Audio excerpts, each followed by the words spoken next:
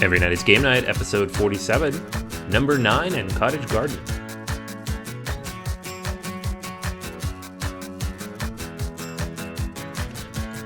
Hey everybody, welcome back to Every Night is Game Night. This is Anthony with Jason. Yo, my peoples, what's up? Alright guys, this is episode 47, and this week we're going to be looking at a couple of relatively light puzzle-ish games that play solo, with number 9 and Cottage Garden, Uwe Rosenberg's newest. Yes, this is thrilling new hotness we have for you this week. You sound thrilled. No, we wanted to talk about these games. One, because they go together, and two, they allow us into a conversation that kind of keeps on coming up over and over again, which is the translation between puzzle or board games and digital games. So the conversation plays out in a particular way when it comes to these puzzle games. So we're just going to talk about them, tell you about them, see if you want to buy them, just like, we always do, and then launch into a conversation about how these games in particular, and then other games, the whole digital versus analog experience. So hold on to your seats. Woof. It's exciting stuff.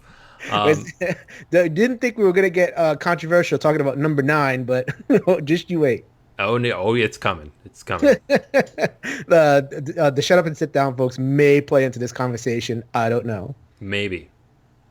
All right, man. Hit us. What's going on? I'm going to do it. Number 9. So this is, I think it's Abacus Spiel in Germany, and I think Z-Man possibly just picked this one up for U.S. publication. So it is a abstract number tile stacking game. It's polyominoes, which I love polyominoes. That's why I'm talking about this and Cottage Garden today. Surprise! Woohoo! Puzzles! It's my thing. Yeah. So number 9 boils down the puzzle polyomino aspect to the bare minimum. And Suzanne actually talked about this one back when she was on the show when we did our top 10s, because this was the one that she'd been playing at the time. So for me, first, backing up, number 9, how it plays, extremely simple. There are 20 number cards corresponding to number 0 through 9, and then there are 80 number tiles, 20 of which you will be using. And what you'll do is throughout the game, you will shuffle up that deck of cards, draw them one at a time, and then stack your polyominoes as they come out. So on level 0, everything has to be adjacent to one other thing. You want to fill as many holes as possible, and then once you have enough space covered, you can start stacking things on top as long as they don't hang over the edge. So each of these little tiles, they are shaped like a number, but then they're also a little tweaked. So like the 2 kind of looks like a 2, the 3 really looks more like an E, but once you start piecing them together, you'll see why they look like that. The goal is to get as many points as possible. But to get the points, you have to be able to stack them to a decent level. And because they come out in a different order every time, you're always going to be dealing with a different sort of puzzle. Now, of course, obviously, there's only so many permutations of this, so you're going to start to get pretty decent at it as you play, because it is a puzzle. But the goal is to get as high as possible, because the higher you go, the more points it's worth. So once you get to tier 2, it's worth more points, and once it's up to tier 3, it's worth even more points. But everything on tier 0 is worth 0 points. So you want to be as efficient as possible, which, again, I love that. Efficiency is great.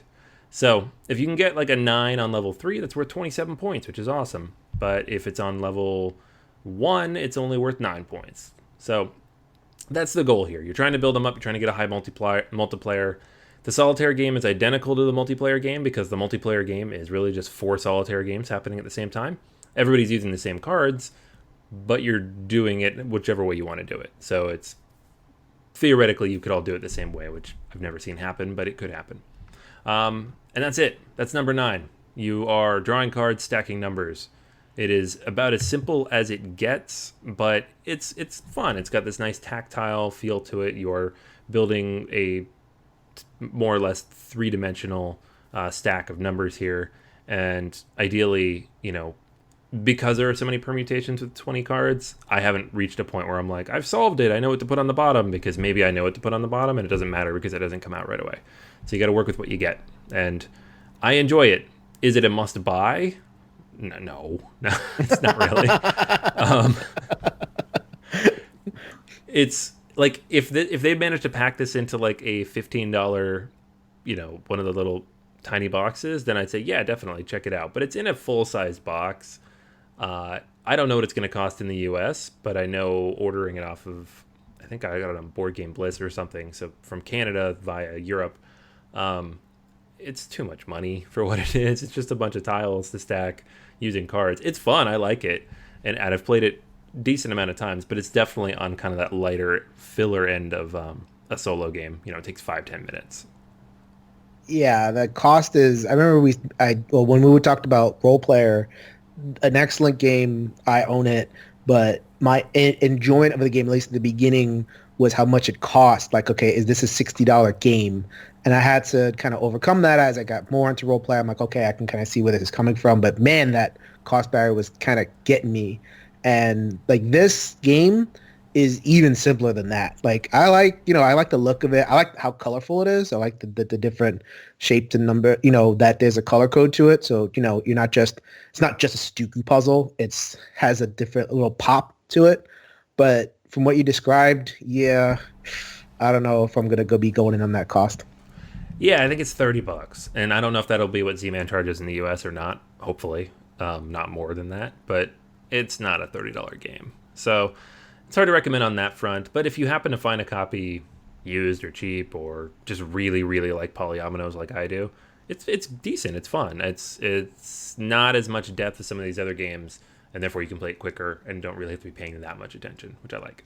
So if it was available on the App Store for $2.99, would you pick it up? Oh yeah, yeah, this would be perfect as an app. We'll get to that. Yes. Okay, Cottage Garden. So let's get some Ue in the house. Cottage Garden. So this is more polyominoes and a bit more rules. And it is, you can kind of tell this trilogy of games that Uwe prepared all at the same time kind of came from the same basic ideas, because you have Patchwork first, and then A Feast for Odin, and then Cottage Garden. And Cottage Garden kind of fits between those two. It plays 1 to 4 players. It's not the simple 2-player game, but it's not this robust, crazy Euro either. And it's really all about the tile laying. So in Cottage Garden, you have a garden board, which has a bunch of polyominoes on it. You have these other pool of tiles that you'll be drawing from. And then you have your own personal boards. And so on your personal boards, you have a garden track, which with orange and blue cubes, and you'll be moving them up on either side. And then you have your 2 plots.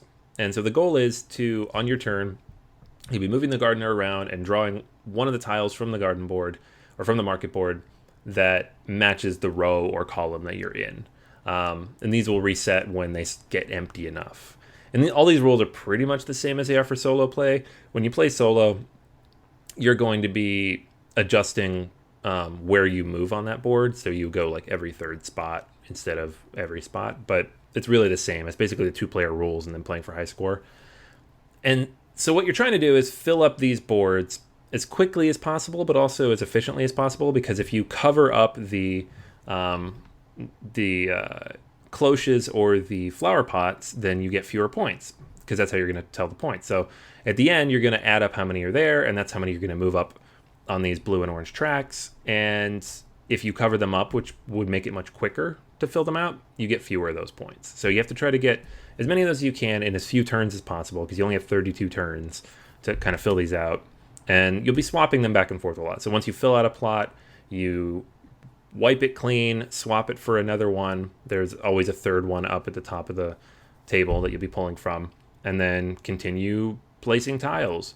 The actual puzzling part of this I really like, because you're always looking ahead several different turns to see what's going to be available for me, the third turn from now, to make sure I have enough space for it. You're trying to make sure you can fit enough flower pots in there. You're trying to make sure you don't cover up your cloches, but at the same time, sometimes it's worth covering up one of these just to get a bigger piece down and finish it faster. Trying to maximize the flow of those blue and orange cubes, because if you can get them to cross the line at the right time, you get these bonus tokens that kind of make everything more efficient.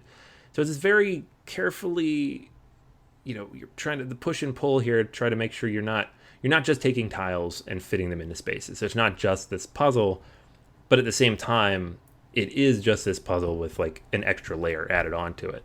So it's really interesting. I really enjoy this one quite a bit.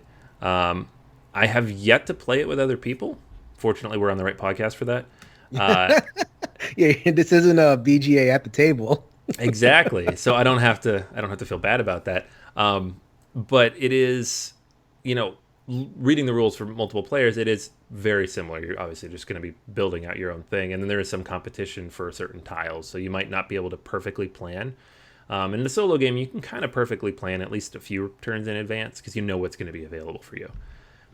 But yeah, I mean, it's a lot of fun and it plays relatively quickly. My only real issue with it is because you fill up these plots so fast, you are constantly, like, once you fill it, you have to clear it off, you got to flip it over, you got to get the new tile down. So it gets a little fiddly because you're moving a lot of pieces around. And then when you need to refill the board, you're moving a lot of pieces from the sideboard over to the main board, and then trying to make sure that there's enough room for all these pieces because they're supposed to be in a row or in a line of some sort. I usually put them in a spiral because otherwise they don't fit on the table.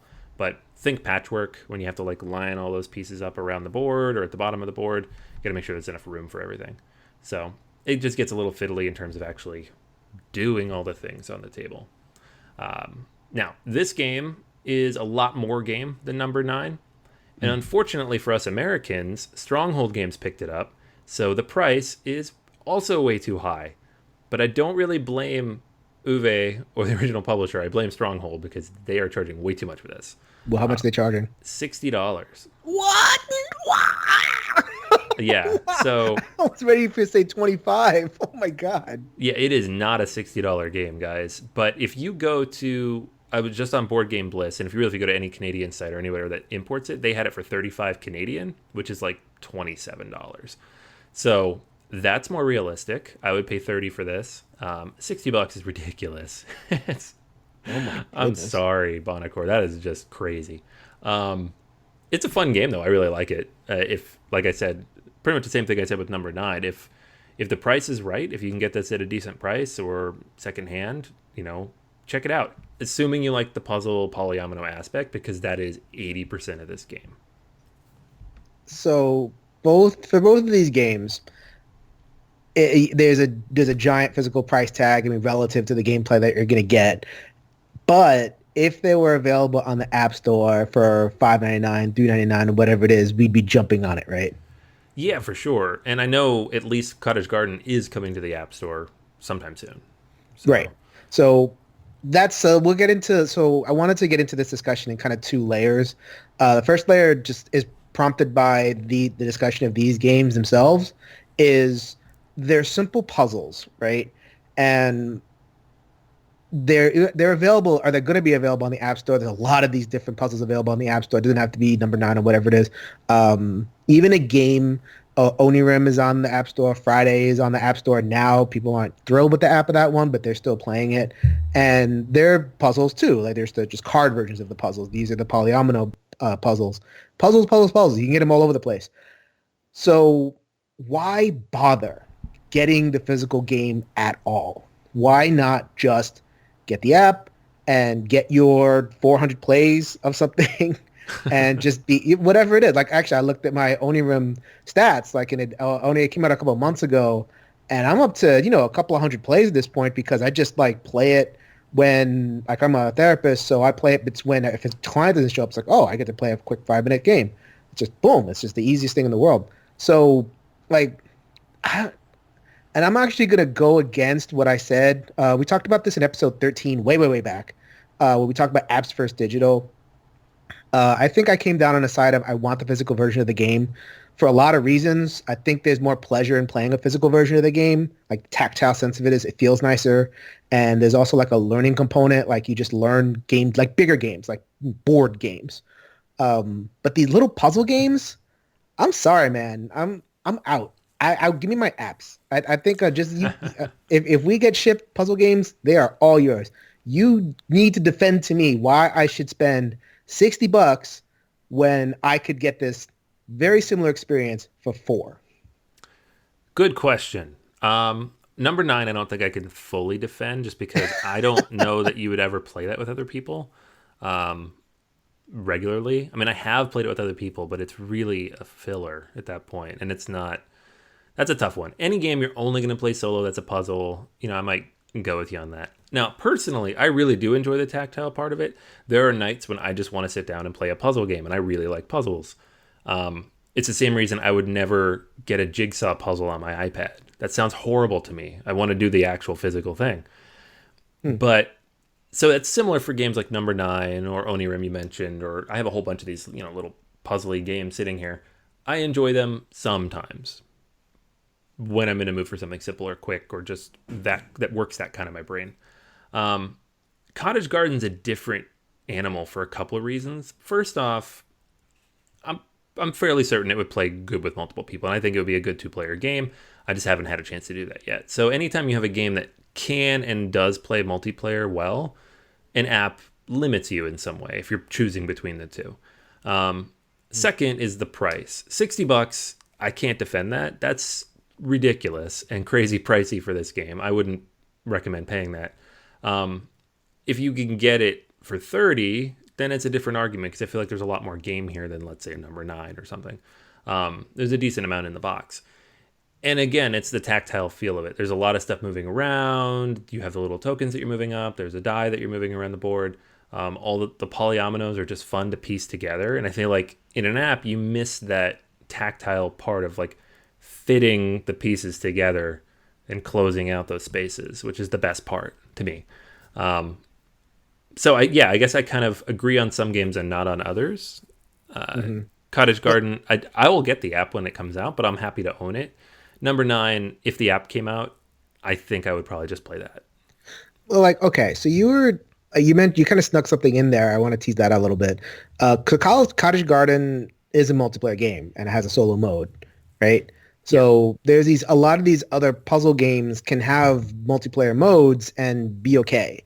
So I think it's something like we reviewed on our website, Lost Expedition. It basically comes down to a solitaire puzzle game. That game is fun because it's a cooperative game and there's that interplay at the table.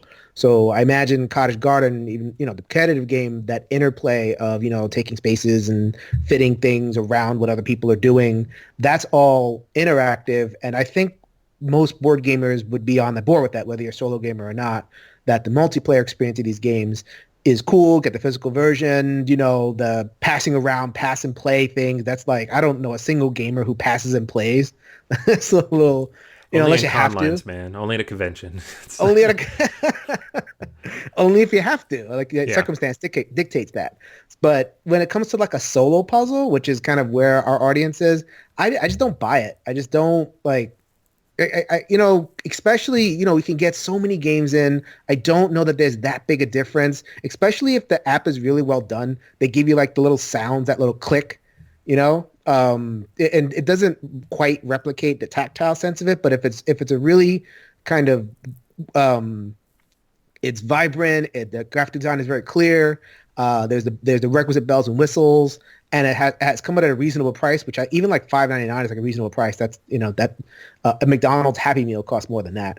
So we're cool with paying for McDonald's Happy Meal, but we're not cool paying $5.99 for an app. Oh my God, it must be $3.99. Anyway, that's a whole different conversation.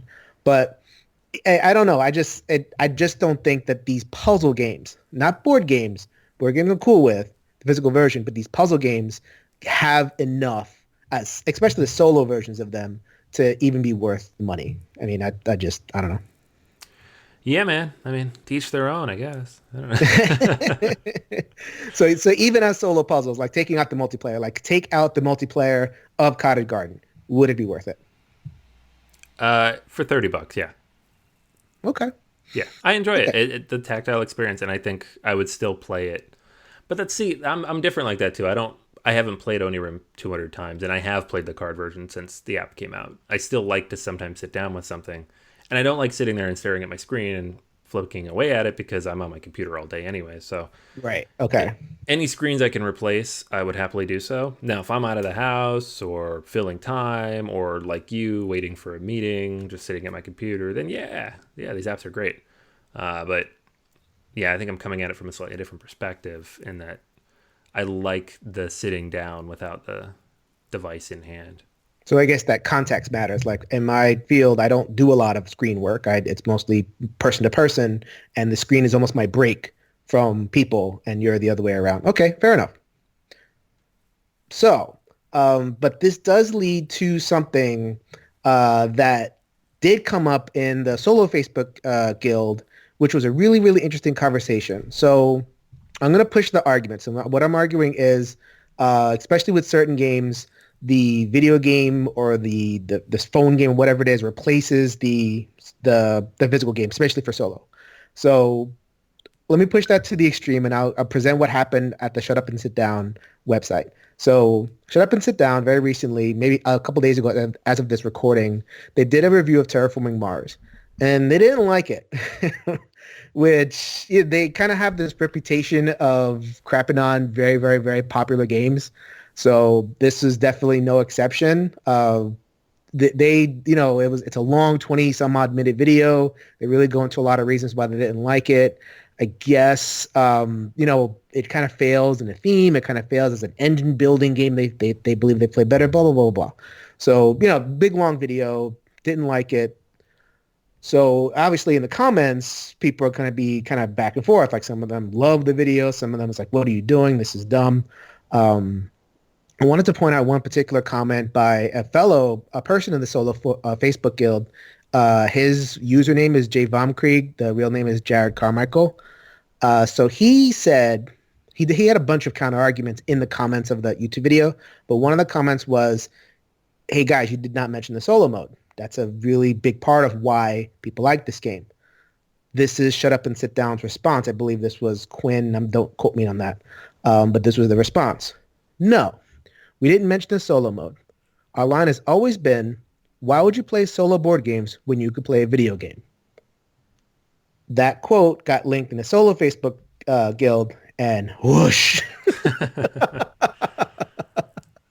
Tons of comments taking what I was saying about the polyomino puzzle games to the extreme. So that's where we're going to take the conversation, is this extreme, like, okay, in a solo group, we take for granted that we love these solo games. So to hear outlet as big, we're talking 25, 30, 40K views of, our group is 8,000, but 40K for a view for one video. That just kind of tells you the scale we're talking about. For an outlet like that to just hit us in the face with, well, just all 8,000 of you play a video game, that kind of sent a couple of the group members into the tizzy. So before I kind of give my response to it, Anthony, did you see that, and how did you respond to that? Yeah, I saw that, and I saw the review first, and I was like, forget you guys, this game's great. And I was like, did you even play it more than once? Because half these things you said are wrong. But so I was one of those people. Didn't even realize I hadn't checked the solo, and then I saw the conversation in the solo group, and I was like, oh yeah, well that's really not cool. I kind of had that visceral reaction myself, not just because of the main argument, which is, I can play video games. I choose not to because I enjoy the solo board games, which we've talked about 100 times here. But also because, like, this game is fantastic solo, and what are you talking about? Like, you can't judge a game in its whole by, ignoring a big chunk of the rule book. So yeah, I was frustrated, and then reading the comments, I was mildly amused because people got worked up on both sides. Yeah, it was a little amusing how much people playing devil's advocate in there. Yeah, Sean Bristol had to take out the band hammer for a person or two. It felt almost like a Fox News comment board. Right. Like, it not that like, extreme, but like you heard like, oh, you're just snowflakes. You got to learn to take criticism, freedom of speech, da-da-da-da-da. And it's like, oh my goodness, where did this come from? Well, like a few people were just big fans of Shut Up and Sit Down. So people started bashing them, and they're like, wait a second. They should be allowed to say their opinions. Terraforming Mars is bad, and solo games that's their opinion, and da-da-da. It's like, okay, all right, cool. It's cool. It's loving the opinion. It's all good. And then it happened on the other side too, as you were saying. Like, there were people that got really militant. It's like, oh, these guys don't know what they're talking about. They're being jerks and da-da-da. It's like, wow, this is some flame over here. Yeah, it got crazy. So yeah, like, cooler heads prevail in the end. And I mean, I think where I stand is, yeah, a lot of people think that way. And it's always been like that. We fight that stigma, I guess. It's kind of an overstatement, but there's a lot of people in the board gaming community who are like, don't understand why we would play games by ourselves, and we can explain it until we're blue in the face, but unless they've done it and feel the same, it's hard to have that conversation.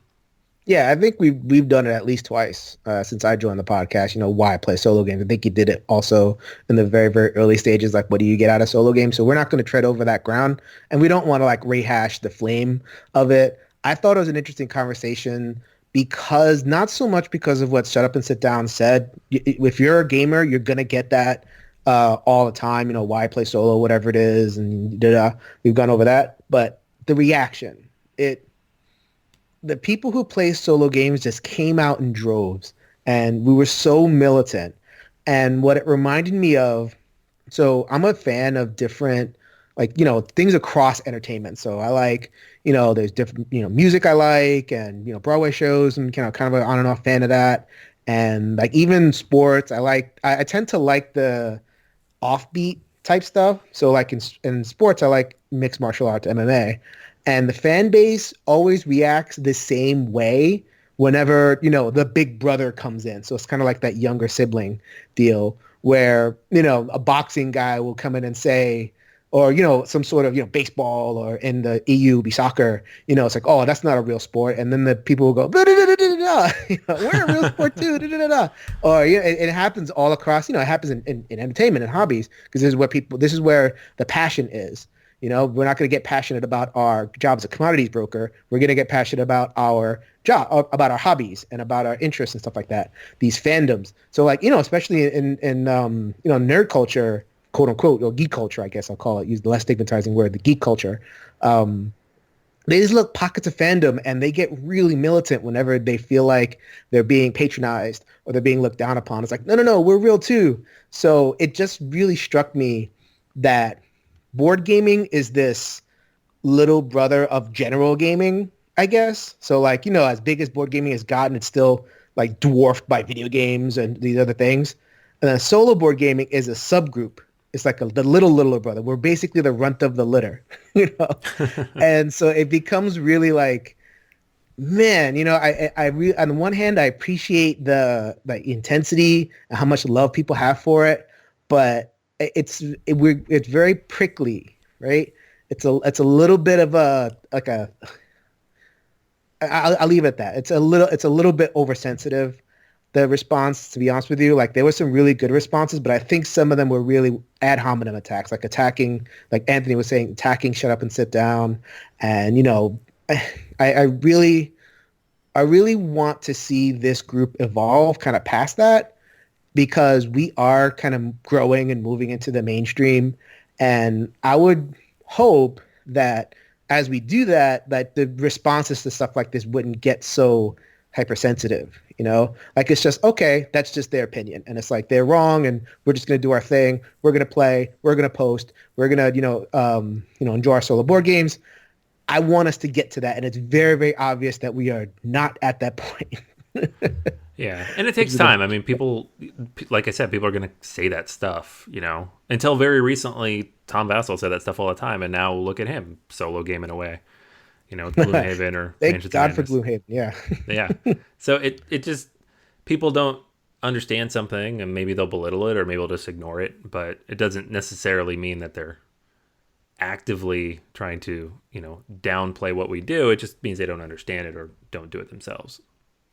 Yeah, and I think on our end, when we are as hypersensitive, it almost, you know, I don't want to blanket.